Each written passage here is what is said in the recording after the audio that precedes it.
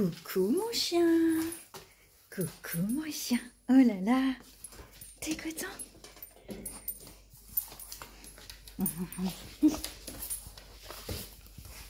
Oh là là. Oh là là là là. Oh là là, le chien de maman.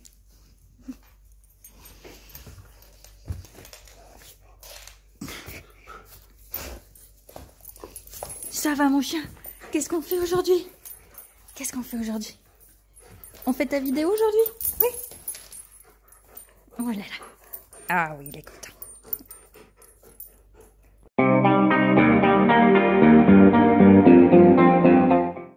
Bonjour à tous et bienvenue dans les Chroniques de la Gare. Aujourd'hui, je vous présente Hadès, de son vrai nom Ghost sans affixe, aussi surnommé Dédé par mon chéri ou Papi Papi par moi. C'est déjà la 3e fois que je fais cette vidéo.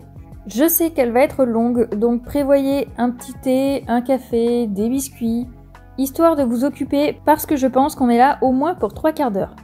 Avant de vous raconter notre histoire, je vais d'abord vous parler de la race d'Hadès. C'est un chien-loup tchécoslovaque.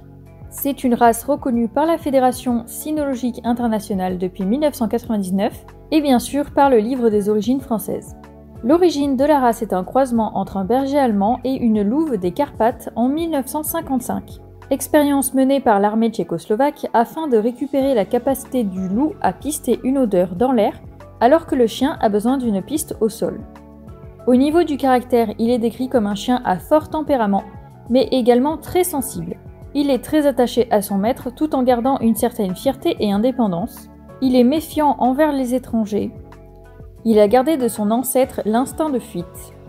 Ce n'est pas un chien bagarreur, cependant, en cas de conflit inévitable, la vivacité, l'agilité et la puissance de sa race sont des atouts majeurs. Bien sûr, il est très attaché à sa meute. C'est un chien qui ne s'éduque pas comme les autres races, ce qui se révèle être une tâche difficile puisqu'il ne voit aucun intérêt à l'apprentissage. Il faut trouver la source de motivation. Toutefois, il ne faut pas s'attendre à une obéissance spontanée. Il communique principalement par des mordillements et n'aboie quasiment jamais. Il ne supporte pas la solitude, il est doté d'une fine intelligence et son instinct de prédation est très développé. Maintenant, voici son histoire. Hadès est né le 20 décembre 2011 d'une mère nommée Freya et d'un père nommé Diamond. Il vient d'une portée de 8 chiots. Il y a donc Gaïa numéro 1, Gaïa numéro 2, Jenka, Gandalf, Gibbs, Jeff, Amarok et Hadès. À l'époque où avec mon ex on avait décidé de prendre un chien, on ne s'intéressait pas du tout à une race en particulier. On regardait les différents chiens abandonnés sur le site de la SPA. On a chacun eu un coup de cœur pour un chien différent. Pour ma part, il s'agissait d'un croisé, je me souviens plus quoi. Il ressemblait à un berger blanc suisse mais de couleur sable. Abandonné par ses anciens maîtres parce qu'il était trop actif. Je me souviens qu'il s'appelait Sam. Et celui qui faisait craquer mon ex était un labrador croisé bosseron et pour le coup, il avait la morphologie du labrador avec la couleur du bosseron. Après discussion, on s'est dit pourquoi pas prendre les deux. Ils avaient le même âge, environ 1 an, donc pour le dressage, on était encore dans la période facile. Oui, je dis dressage, éducation, c'est pareil. Quand on a le malheur de dire dressage sur un groupe canin, les gens bondissent derrière leur écran et sautent sur le clavier pour se faire les justiciers de je ne sais pas quoi. D'ailleurs, quand on lit la définition, le dressage est une forme d'éducation particulièrement sévère. Avec le recul, je peux dire que j'éduque Pixel, mais que j'ai dressé Hadès, parce qu'on est obligé d'être plus sévère avec lui. Dès qu'on est un peu permissif, il en profite, j'en ai fait l'expérience. Donc, fin de la parenthèse. On a donc décidé de voir où se trouvaient les chiens, afin de contacter les associations, pour en savoir plus sur leur caractère, savoir s'ils pouvaient s'entendre entre eux, et bien sûr, avec mes filles. Il se trouve que les deux étaient à 4 heures de route, mais pas du tout dans le même coin. L'un était à 4 heures vers le nord et l'autre à 4 heures vers l'ouest. À cette époque, je travaillais en restauration rapide et mon ex en restauration classique, donc avec des horaires encore plus compliqués. On n'avait pas de jour de repos en commun. Comme j'étais en mi-temps, on aurait pu s'arranger si son jour de repos, je travaillais que jusqu'à 14 heures par exemple. Mais là, faire un aller-retour de 8 heures, c'était difficile et trouver une combinaison horaire plus temps de route pour prendre les deux, c'était impossible. On a donc renoncé et quelques temps plus tard, j'ai repris les recherches en passant par Le Bon Coin afin de cibler la zone de recherche. C'est là que je suis tombée sur une annonce avec 2 femelles chien-loup tchécoslovaques à donner. Et comme tout le monde quand on voit ces chiens, je suis tombée amoureuse. Comme je suis plus quelqu'un de réfléchi que fonceuse, je me suis mis à faire des tas de recherches sur la race. J'ai regardé des forums, des sites spécialisés. J'ai donc bien compris que ça allait être une race difficile à dresser. Je me suis donc dit que 2 chiens de 4 ans, ça allait être difficile. J'ai eu peur d'être dépassée. Et j'ai jugé plus judicieux de partir sur un chiot. Je suis donc tombée sur une portée née en janvier 2012. J'ai contacté le vendeur qui m'a envoyé d'autres photos. J'ai donc commencé à me projeter, à chercher un nom pour mon petit chien. Étant un chien lof, on est obligé de choisir un nom qui commence par la lettre de son année de naissance. En 2012, c'était donc l'année du H. Sur le moment, ça ne m'inspirait rien du tout et j'ai cherché des idées sur internet. Et là, j'ai lu Hades, et pour moi, ça tombait sous le sens. Déjà parce que j'adore le personnage qu'en a fait Disney, et puisque j'avais déjà Méphistophélès le diable, alors il lui fallait au moins un dieu des enfers à ses côtés. Au bout de quelques temps, je n'ai plus de nouvelles du vendeur, je pense que tous les chiots étaient partis, mais au lieu de me tenir au courant, il a juste choisi de plus me répondre. J'ai donc repris encore une fois mes recherches, et j'ai trouvé l'annonce de Dédé. J'ai contacté la personne, on a longtemps discuté. Elle m'a posé pas mal de questions pour savoir comment je vivais, mes disponibilités en journée, etc. pour voir si mon profil correspondait aux besoins du chien. Et début avril, on est parti le voir. J'avais vu plusieurs photos des chiots, que j'ai encore d'ailleurs, mais je n'avais pas particulièrement choisi. Il avait déjà 3 mois et demi et je crois qu'il y avait 2 chiots partis déjà. Pourquoi est-ce que j'ai choisi Hades en particulier? Eh bien parce que c'était le plus roux de la portée, avec sa sœur Gaïa que la propriétaire des parents a gardée. Je voulais absolument un mâle parce que j'avais lu qu'ils étaient bien plus dociles avec les femelles. Une phrase que j'avais bien aimée disait qu'il pouvait se mettre en 4 pour faire plaisir à sa femelle. Cependant, au moment de faire les papiers, il a fallu lui trouver un prénom en G puisque monsieur était né en 2011 et que pour le moment il s'appelait G4. J'y avais déjà un peu réfléchi, Hades, qu'est-ce qu'il fait? Il garde les âmes, autrement dit les fantômes, donc Ghost en anglais. Il est sans affixe, c'est-à-dire qu'il n'a pas un nom pompeux à rallonge avec le nom de son élevage, comme la chatte de mes parents Nuage qui s'appelait en vrai Rivage des Gréoulévières ou un truc du genre. Tout simplement parce que la propriétaire de ses parents, qui eux ont un nom à rallonge, est une particulière. Elle m'avait dit qu'il aurait son nom de famille et je sais pas pourquoi ça n'a pas été inscrit au LOF. Ensuite, il y a eu le trajet retour en voiture et oh joie, mon adorable chiot m'a abondamment vomi sur les genoux. Aujourd'hui ça va, mais quand il était petit, il était systématiquement malade en voiture. On a fait une pause sur un parking pour lui permettre de se remettre à mi-trajet. On était en tout à 2 heures de route, je crois. À la maison, la présentation avec mes filles s'est bien passée. Moi, j'avais pris quelques jours de vacances pour l'acclimatation du chiot et commencé à travailler les absences, histoire de ne pas l'abandonner tout de suite. On avait installé son coin dodo dans la chambre. C'était une grande cage avec plein de plaids et une gamelle d'eau. La cage était toujours ouverte. On m'avait expliqué que c'était un outil qui pouvait rassurer le chien en cas d'absence, qui se sent plus en sécurité dans un endroit exigu. L'utilisation de la cage dans le milieu canin fait débat. Hades l'aimait bien. Quand j'ai repris le boulot, le premier jour pas de problème et le deuxième jour il a mangé toutes les chaussures qu'il a trouvées ainsi que mes fiches d'éducation que j'avais pris le temps de faire avec amour. Autant dire qu'on était très contents. Après plusieurs absences infructueuses, on a fini par l'enfermer dans sa cage quand je partais travailler et là monsieur ne pouvant plus rien détruire, il s'est mis à faire le loup. Je l'ai appris par mon propriétaire qui avait reçu des plaintes des voisins, au lieu de venir me le dire directement, parce que moi au début je l'entendais pas. Je sais pas s'il me sentait de la rue, mais quand j'arrivais sous mes fenêtres, il y avait pas de bruit. J'ai donc pris rendez-vous avec mon vétérinaire qui était aussi comportementaliste pour voir s'il pouvait m'aider. Il m'a prescrit un traitement supposé déstresser Hades afin qu'il soit plus calme pendant mes absences, et ça n'a pas du tout marché, c'était même pire. Je pense qu'il sentait qu'il y avait quelque chose de bizarre en lui, ou il se sentait pas comme d'habitude parce qu'il était encore plus stressé. Il se mettait à pleurer ou à faire le loup dès que je n'étais plus dans la même pièce que lui.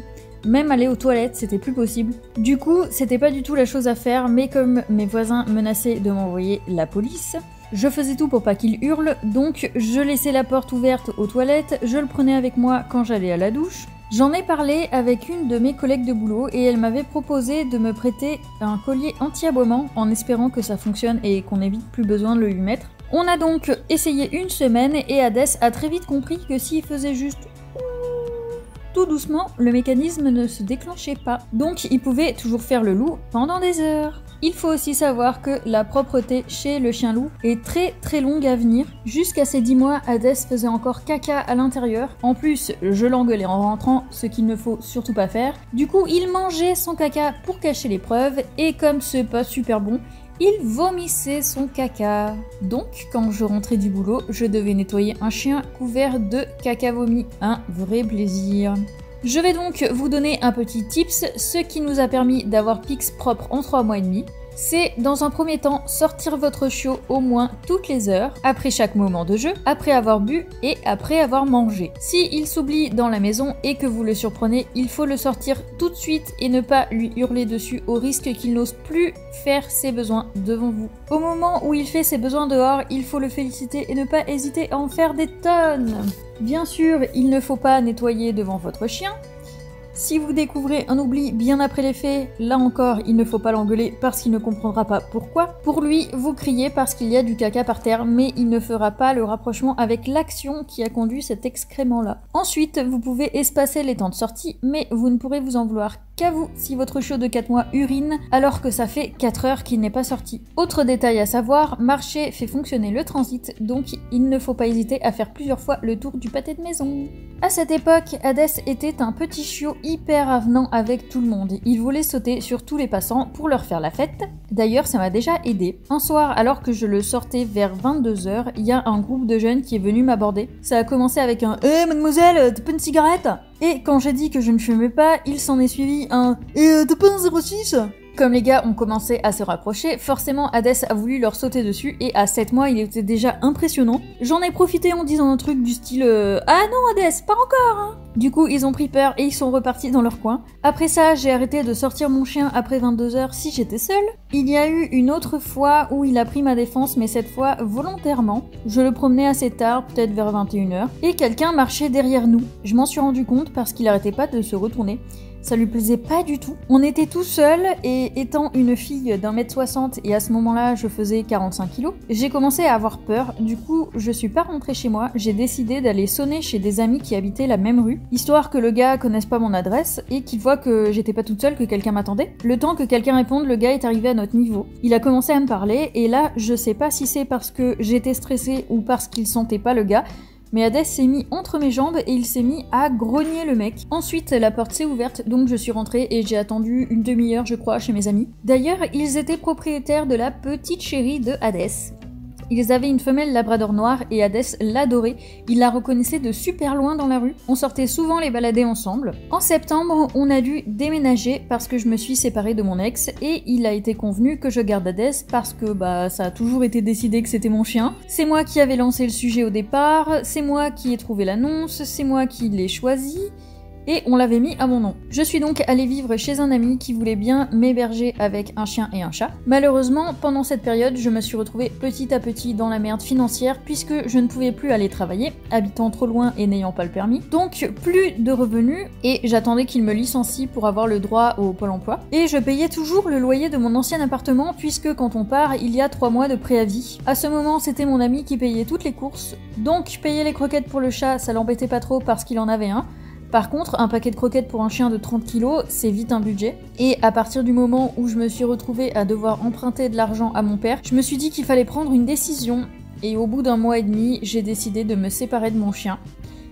Ça a été une décision très difficile et mûrement réfléchie. Je n'avais même plus de quoi lui payer un paquet de croquettes et mentalement c'était pas la grande joie. Donc je me sentais plus capable de l'éduquer correctement. C'est d'ailleurs à ce moment-là que j'ai eu mes premiers cheveux blancs à 21 ans. Pendant cette période, je pense que mon moral affectait Hades parce qu'il a changé de caractère. Lui qui sautait sur tout le monde pour faire la fête, il est devenu super méfiant, en particulier avec les hommes. Dans un premier temps, j'ai cherché une famille d'accueil qui pourrait prendre Hades en charge le temps que je passe mon permis, que je retrouve un boulot et que j'aille un petit peu mieux. Mais personne n'a envie de s'occuper gratuitement d'un chien, ce que je comprends tout à fait. J'avais même demandé à la propriétaire de ses parents, avec qui j'étais toujours en contact, et je le suis toujours d'ailleurs, mais elle pensait que Freya n'accepterait pas du tout un chien presque adulte dans sa meute. C'est souvent difficile d'intégrer un chien adulte dans un groupe de chiens déjà formés, même s'il y a des intégrations qui se passent très bien.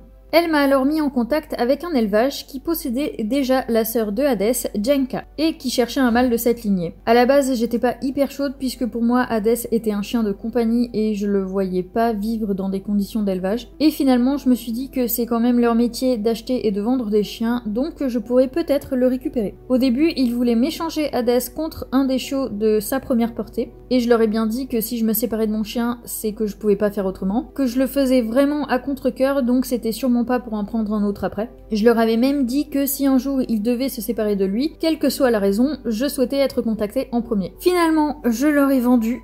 S'en est suivi une séparation de 4 ans pendant laquelle j'ai fait une petite dépression, hein, on va dire ça comme ça. C'est un choix extrêmement difficile en plus des conditions dans lesquelles ça s'est passé. Je me sentais extrêmement mal, c'est-à-dire que j'avais vendu mon bébé comme si c'était un objet. Il faut savoir qu'avoir un chien, c'était un des rêves de ma vie. J'étais clairement pas en paix avec moi-même et il me manquait beaucoup. Pendant ces 4 ans, j'ai pu aller le voir une fois. Je pensais qu'il me reconnaîtrait pas parce qu'il avait 10 mois quand on s'est quitté. Et là, c'était devenu un adulte. Je me rappellerai toujours sa tête. Il était dans l'enclos avec une femelle. Je me suis approchée de la grille et je l'ai appelé. Il m'a regardé et là, j'ai vraiment vu dans ses yeux un « Bah, qu'est-ce que tu fais là ?» qui a duré 1 seconde et là, explosion de joie, il courait dans tous les sens dans son enclos. L'éleveur lui a ouvert et il m'a fait la fête de ma vie. Malheureusement, après ça, j'ai pas pu y retourner. J'essayais de demander des nouvelles à l'éleveur, mais il avait pas que ça à faire que de m'envoyer des photos. Et puis, c'était plus mon chien, donc je pouvais pas harceler la personne pour avoir des photos toutes les 2 semaines. Hein. Donc, je passais mon temps sur le site et le Facebook de l'élevage pour essayer de le voir. J'ai vu qu'il avait eu environ une 20aine de chiots pendant son séjour là-bas. J'ai la photo d'une de ses filles et je sais que durant l'année du L, il a eu un petit du nom de Link et un qui s'appelle Lloyd pour les fans de jeux vidéo. Ensuite, l'élevage a eu des difficultés et l'éleveur a décidé de se séparer d'une partie de ses chiens. Et heureusement, il s'est souvenu de ce que je lui avais demandé. Il m'a donc appelé un soir fin septembre 2016 pour m'annoncer tout ça. Là, je me suis mise à pleurer parce que je venais de commencer mon apprentissage et donc je n'avais toujours pas d'horaire adapté à un chien. À ce moment, j'étais en couple avec un mec qui n'aimait pas les animaux, donc autant dire qu'il risquait pas de s'en occuper. Déjà qu'il voulait pas faire le ménage parce que, je cite, « ce sont tes chats qui salissent ». J'ai demandé à l'éleveur d'attendre un peu que je trouve une solution. J'en ai parlé à une amie qui a connu Hadès quand il était chaud, puisqu'elle aussi, je la connais depuis longtemps. Ça faisait 8 ans qu'on était copines à ce moment-là. Je sais plus si c'était le soir même ou le lendemain. Mais elle m'a recontactée en me disant qu'avec son chéri, ils hésitaient à prendre un 2e chien et qu'ils voulaient bien me prendre Hadès en attendant, à condition que je paye ses frais, donc croquettes, veto, etc. Ce qui est tout à fait normal. Je l'ai bien sûr remercié 1000 fois. J'ai rappelé l'éleveur et on a organisé une rencontre entre Hadès et Stark, donc leur chien, pour voir si ça irait entre eux. On est allé sur un terrain neutre, ils se sont pratiquement pas calculés, donc j'ai racheté mon chien à l'élevage. On est allé au veto, vérifier qu'il allait bien et faire ses vaccins pour la vente. Sur le chemin du retour, on a mis Stark dans le coffre et Hadès entre mes jambes, histoire de pas avoir à gérer un combat de chien de 35 kg sur l'autoroute. On était début octobre, donc après 4 ans, presque jour pour jour, j'ai pu récupérer mon chien. D'ailleurs, j'ai oublié de vous raconter nos retrouvailles. Là, ça faisait donc 3 ans et demi qu'on s'était pas vus. Il aurait clairement pu ne pas me reconnaître. Donc quand on est arrivé sur place, on était tous les 3 sortis de la voiture avec mes amis. Stark était resté dans le coffre. L'éleveur a sorti Hadès de son enclos. Il est allé voir mes amis l'un après l'autre en leur faisant la fête. Puis il est venu vers moi pour me faire un peu la fête et pendant qu'il me sautait dessus, il a dû reconnaître mon odeur ou ma voix. Et là, c'est devenu la méga fiesta. Il chouinait, il sautait, il courait partout. Il était donc super heureux et ça m'a fait vraiment plaisir de voir qu'il m'avait pas oublié et que ça le mettait autant en joie de me retrouver. Pour en revenir au trajet de retour, on a fait une halte par chez moi pour voir sa réaction avec les chats. Il connaissait mes filles, mais pas Mélu. Ça s'est très bien passé. Hadès adore les chats, même si c'est clairement pas réciproque, surtout avec Mélu. Hadès, viens. Moi alors, qu'est-ce qu'il y a mon chien? Viens. Moi alors mon toutou, qu'est-ce qu'il y a mon chien? Oh, moi alors. Et ensuite, on est allé chez mes amis.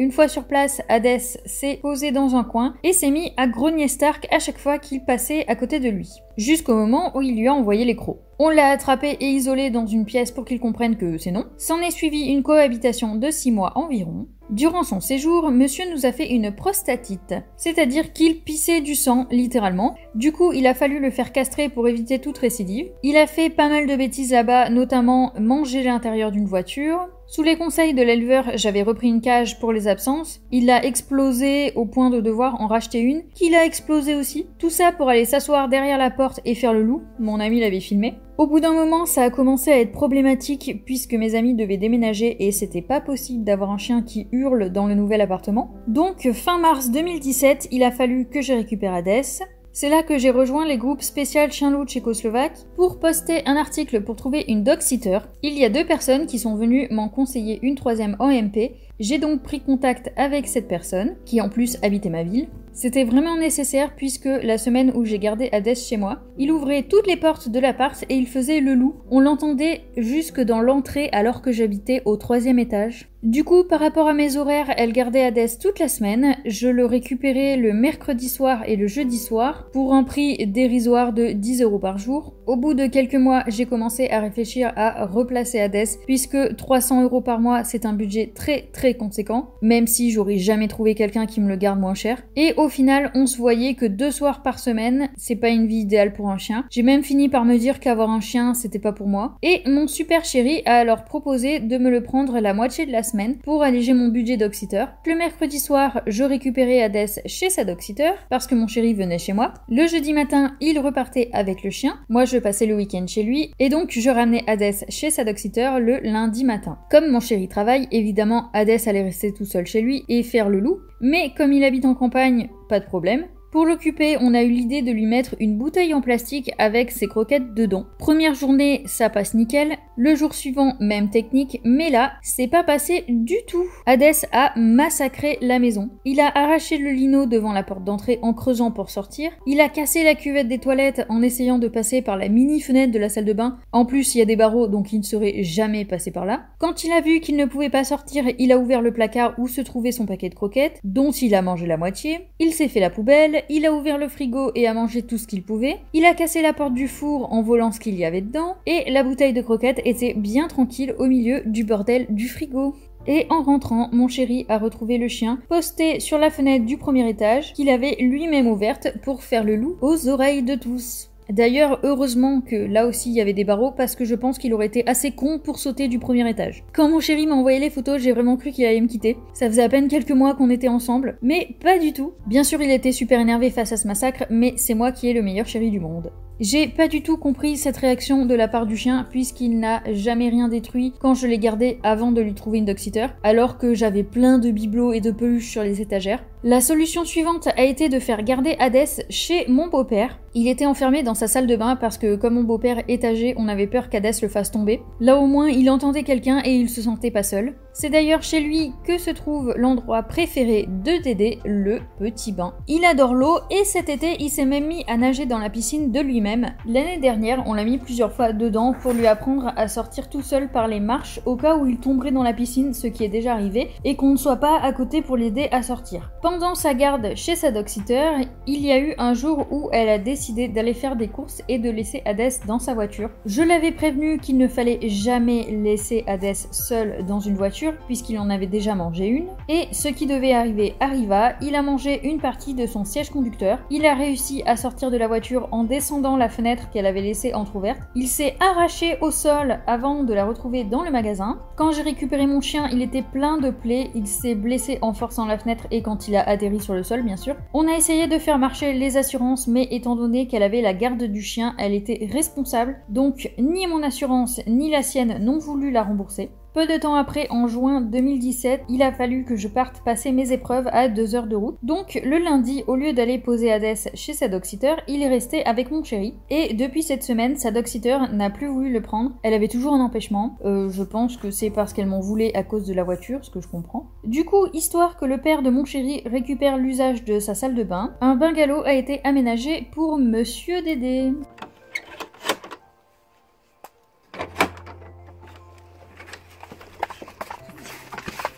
Doucement, doucement, Hadès.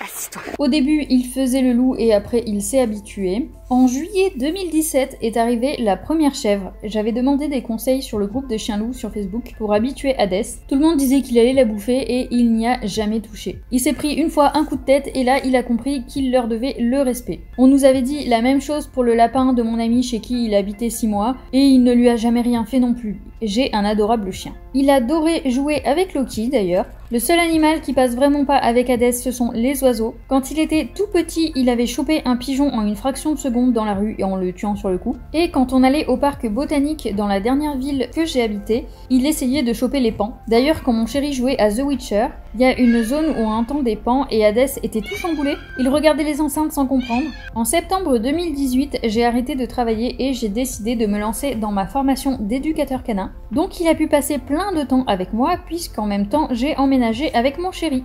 En février 2019, Hades a commencé à faire des malaises vagos dus au stress. Jusqu'à maintenant, il en a fait 4. Il a fallu d'ailleurs attendre la 4e crise pour vraiment identifier ce qui lui arrive. En fait, il devient tout mou comme s'il avait plus de force, mais il est toujours conscient. Ça dure quelques minutes et après il va mieux, donc les vétos nous ont demandé de filmer. Évidemment, on l'emmène au véto à chaque crise. Il en a vu 4 différents. Je vais vous mettre les vidéos, attention, ça peut choquer. Ça fait toujours mal au cœur de le voir dans cet état. Maintenant, je sais exactement ce qui peut déclencher les crises, donc on essaye de faire attention. Lors de la dernière consultation, la véto nous a donné un traitement d'1 mois, mais comme les crises sont toujours espacées de plusieurs mois, je suis pas sûre que ça allait vraiment aider à être moins stressé. Par contre, elle nous a dit que s'il y avait une nouvelle crise, il faudrait penser à faire une échographie cardiaque. Il est plus tout jeune, mon toutou. Son père est mort à 11 ans et sa mère à 9 ans et demi. Lui, il va avoir 9 ans dans 1 mois, donc il faut vraiment le surveiller. Le même mois, Hades a mordu le cul de la factrice. En réalité, il a simplement pincé, mais avec sa force de mâchoire, ça a percé la chair. Je n'ai pas assisté à la scène, puisqu'il a profité que je sois rentrée récupérer une paire de ciseaux pour vérifier l'intérieur du colis, parce que le carton était en mauvais état, pour sortir de la maison. Ça a pris quelques secondes. Je l'ai entendu couiner au moment de ressortir et la factrice m'a dit qu'il avait mordu. Je l'ai bien entendu immédiatement rentrer dans la maison. Du coup, je pense qu'elle a dû marcher sur sa patte en reculant et qu'elle ne l'a pas senti avec les chaussures de sécurité. Parce qu'un chien qui piaille juste avant de pincer, c'est qu'il a eu mal. Sur le moment, elle m'a dit que ça allait et que ce n'était pas grave, mais finalement, 2 heures plus tard, elle est revenue à la maison pour nous dire qu'elle avait un trou de croc et qu'elle voulait savoir s'il était bien à jour de ses vaccins. J'ai donc récupéré son carnet de santé. Nous, on a fait tous les rappels, sauf que pendant son séjour à l'élevage, il n'a pas eu son rappel de rage, qui est à faire tous les 3 ans. On a donc pris rendez-vous au véto pour faire les tests de la rage. La factrice n'a pas porté plainte, mais quand on fait le test rage, le véto est obligé de faire une déclaration de chien mordeur. On a fait les 3 visites obligatoires. Pendant tout ce temps, Hades a dû porter la muselière à l'extérieur de la maison. C'est obligatoire. Verdict, il n'avait pas la rage. On s'est donc très vite mis à jour pour sa vaccination. J'avoue que moi, je m'inquiétais pas trop pour la rage. Je pensais qu'Hades était tout simplement en train de péter un plomb, vu qu'il avait aussi les crises et qu'on savait pas encore ce que c'était. S'en est suivi une visite comportementale pour savoir si Hades devait être catégorisé ou non. Mon chéri m'a accompagné comme à toutes les visites précédentes. Et Hades a été parfait. Il nous a fait un assis couché au claquement de doigts. Il n'a jamais aussi bien obéi de sa vie. Il a peut-être compris que c'était important. La véto l'a manipulé sans problème. Une semaine plus tard, j'ai été convoquée au poste de police pour récupérer la décision. Donc il n'est pas catégorisé, mais il est classé chien mordeur de niveau 1, ce qui veut dire que je n'ai plus le droit de le lâcher dans les lieux publics, ce que je ne fais pas puisque s'il a peur, Hades préfère la fuite et je n'ai plus aucun rappel. Et je n'ai pas le droit de le présenter à des mineurs ou des chiens qu'il ne connaît pas. En juin 2019, on a recueilli une petite Jack Russell le temps de lui trouver une famille du nom de Margot. On l'a gardée 3 semaines et Hades était tout mignon avec elle, il était vraiment très doux. Ensuite, en septembre 2019, on a déménagé sur le terrain à côté et 3 jours après, on a eu Picsou. C'est mon chéri qui voulait absolument une fille pour être sûr que ça passe avec Hades, même s'il s'entend bien avec tous les chiens qu'il connaît. Le seul truc qui passe pas avec Hades, c'est si l'autre chien lui aboie dessus. Là, il fait la crête et il n'y a plus moyen qu'il s'entende. Il a fait preuve d'une grande patience avec Pixel. C'était un vrai piranha. Elle arrêtait pas de le mordre de partout et lui il faisait juste mine de montrer les crocs en mode « Attention, je suis un dangereux chien loup !» Mais il ne l'a jamais touché. Maintenant qu'elle est adulte, ils jouent hyper violemment tous les deux. Après, ils se font pas mal. Et si j'entends un des deux couiner, de toute façon, j'arrête le jeu. Il avait pris un coup de vieux depuis la première crise, mais l'arrivée de Pixel lui a redonné un coup de boost. Qu'est-ce que je pourrais encore vous raconter sur mon chien ? Il court dans son sommeil, ce qui est très agréable quand il colle son cul contre une porte la nuit.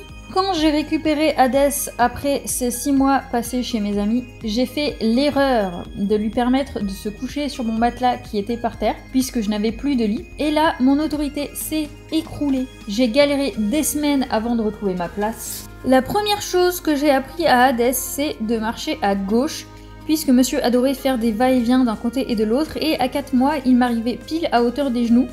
J'ai failli me vautrer plusieurs fois dans la rue à cause de lui, donc j'ai décidé que c'était marche à gauche et c'est tout.